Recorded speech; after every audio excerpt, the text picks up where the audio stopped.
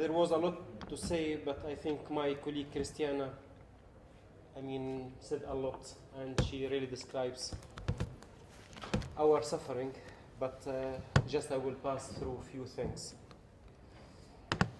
Actually, nobody chooses his destiny, but in our lives we have different feelings and emotions that are painting our moods in different colors. Ladies and gentlemen, the lies, however, are multicolor, like a rainbow. And that's why they are so beautiful. But the truth is ugly. Almost 80 years ago, on September 16th, 1931, on the very same day, like today, the old man who led the resistance against the Italian occupation and who was fighting for the right of his people, Omar al-Mukhtar, was assassinated by the fascist dictator Mussolini. The dictator thought with the death of Omar al-Mukhtar that the resistance will come to an end. Unfortunately, 40 years ago, another dictator came to power, and the damage he brought with him was even more than his predecessor did. Standing on the top like the Roman Emperor Nero, he was watching the destruction of the land and the people. In April 2009, in Durban 2, I came here hoping that my voice will be listened to. However, when I tried to express my suffering and the suffering of my family and my colleagues in front of the United Nations, the Human Rights Committee of the United Nations, which was chaired by the Libyan lady, Najat al-Hajjaji, I faced the restriction from the Libyan chair lady, who didn't allow me even to open my mouth about this issue. How could the person being the chair in the international organization betray her duty for the benefit of her regime? The world community supports the regime of Qaddafi right now. And when crimes against the humanity take place, they start to reject those crimes. Let me share with you some things. And let me remind you about the crimes of that regime, because apparently we tend to forget the dark events from the past.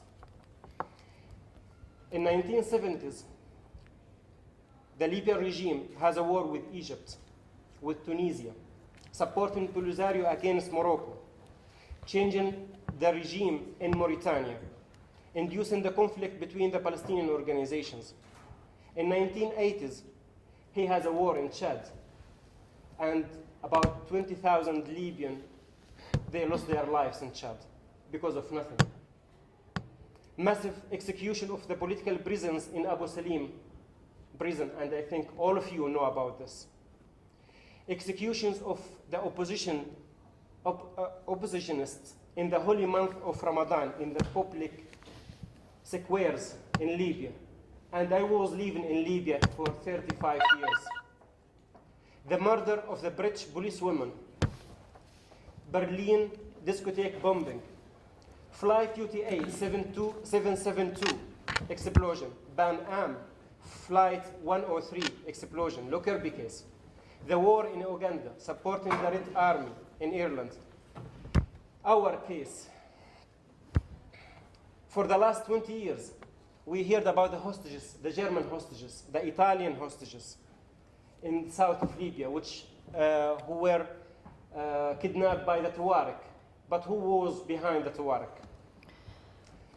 Also, the Russian businessman who was kidnapped was arrested, and then he was released when Putin visited Libya. Also, the Swiss hostages, that they were held because the Qaddafi son, he was insulting the human rights in this country, in this canton, Geneva. Darfur, and the big conflicts in Darfur and Sudan. Who was responsible for this conflict? Also, the immigration to the European Union.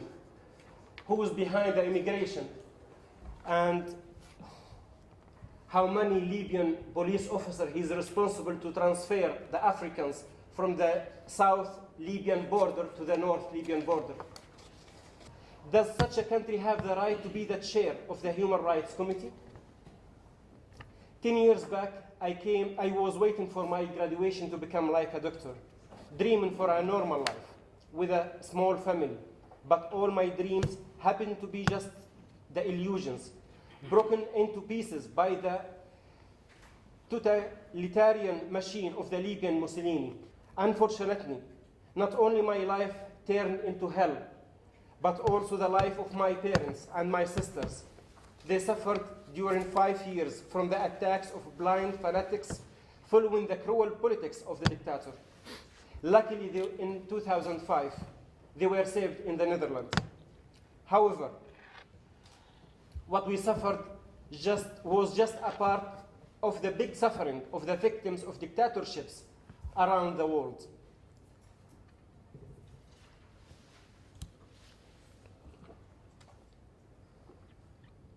Our voices were strangled in Libyan hell, barely heard, despite all the scientific evidences of our innocence.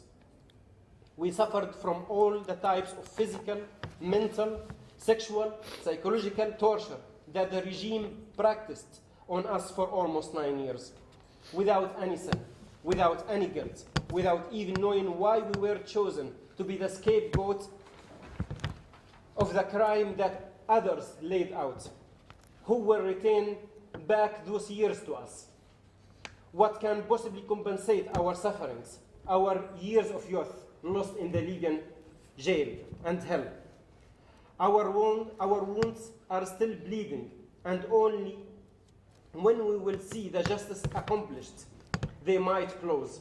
But until then, we will not give up our rights to regain back our raped innocence, our cleaned names, our future that we dreamed for. Everyone agrees on one point, that Libya should not be cast in stones whenever they want. Libya signed protocols to be accepted as a member of the United Nations. They must respect these protocols and creating human rights foundations like Qaddafi Foundation, serving just as a makeup for the crimes of the regime will not change by anyhow the ugly face of such dictatorship.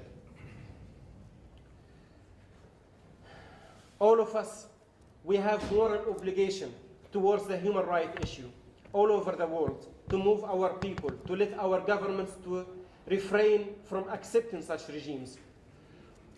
We are here to raise our voices in the defense of the victims who are suffering from injustice, intolerance, inhumanity, discrimination. We want justice. Libya doesn't deserve to be a member of the Human Rights Committee or the Human Rights Council. Thank you.